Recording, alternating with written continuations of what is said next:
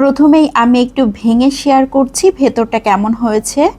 দেখেন মাশাল্লাহ কত সুন্দর দেখতে, কতটা ইয়ামি হয়েছে খেতে, তাহলে কেমন হতে পারে বলেন তো।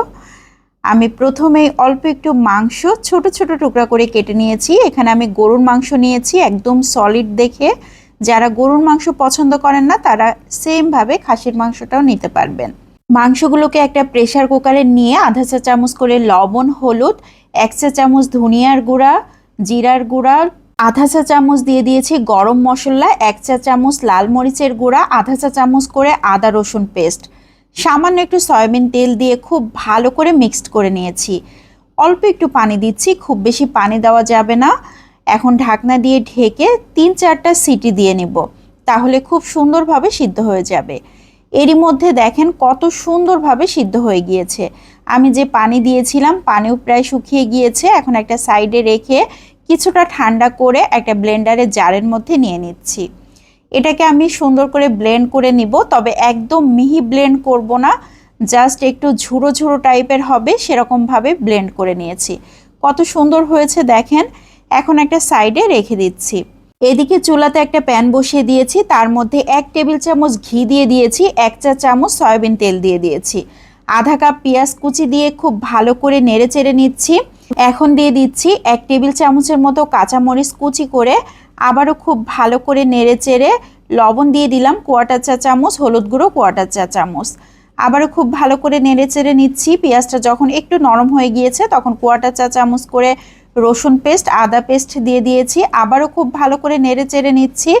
আদা রসুনের গন্ধ যখন দূর হয়ে গিয়েছে তখন আধা চা চামচ করে ধনিয়ার গুঁড়া, জিরার গুঁড়া, গরম মশলার গুঁড়া আর দিয়ে দিয়েছি লাল মরিচের গুঁড়া, সামান্য একটু সয়া সস দিয়ে দিয়েছি। খুব ভালো করে আবারও নেড়ে চেড়ে নিচ্ছি। এখন দিয়ে দিচ্ছি 1 কাপের মতো আলু ম্যাশ করা। আমি 2টা আলু খুব ভালো করে সিদ্ধ করে আগেই ম্যাশ করে রেখে দিয়েছিলাম। আলুটা দেবার পর মশলার সাথে বেশ কিছুক্ষণ নেড়েচেড়ে ভেজে নিতে হবে। খুব ভালো করে আমি এভাবে অনেকক্ষণ ধরে কিন্তু ভেজে নিয়েছি। এখন দিয়ে দিচ্ছি 2 টেবিল চামচের মতো টমেটো সস।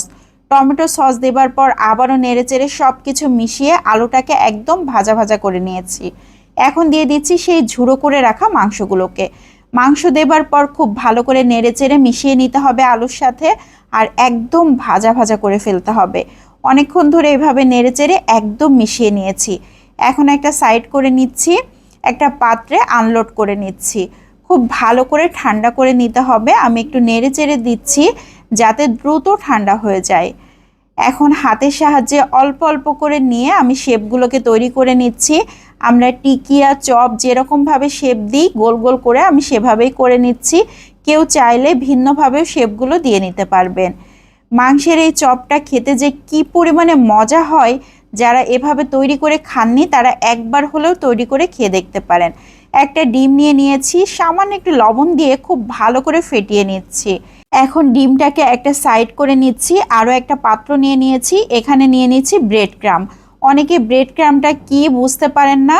ব্রেড ক্রাম্ব হচ্ছে পাউরুটির গুঁড়া, পাউরুটি গুঁড়া করে নিলেও হবে, আর এরকম প্যাকেট করে বাজারে কিনতে পাওয়া যায়, সেগুলো কিনে নিলেও কিন্তু হয়ে যাবে। এখন আমি ডিমের মধ্যে প্রথমে দিয়ে দিচ্ছি, তারপর ব্রেড ক্রাম্বের মধ্যে দিচ্ছি, এভাবে কোট করে নিচ্ছি। সবগুলো একই রকমভাবে কোট করে নিয়েছি।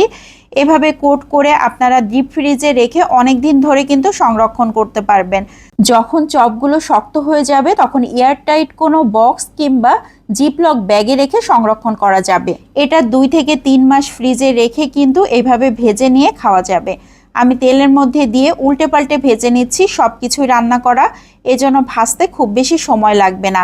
4-5 মিনিট এইভাবে তেলের মধ্যে নাড়াচাড়া করলেই খুব সুন্দরভাবে ভাজি হয়ে যাবে। উপরটা কিন্তু খুবই ক্রিস্পি হবে আর ভেতরটা জুসি থাকবে। মাংসের এই চপগুলো গরুর মাংসের বদলে খাসির মাংস দিয়েও করলে কিন্তু সেম টেস্ট আসবে, আর চিকেন দিয়ে করলে টেস্টের একটু চেঞ্জ হয়ে যাবে, তারপরও কিন্তু খেতে ভালো লাগবে। আমি একটা ভেঙে শেয়ার করলাম, দেখেন ভেতরে মাংসে ভরপুর, মুখে দিলেই অন্যরকম একটা মজা, অসাধারণ টেস্টি।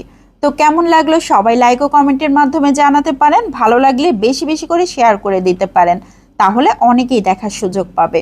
আজকের মতো বিদায় নিচ্ছি। আসসালামু আলাইকুম।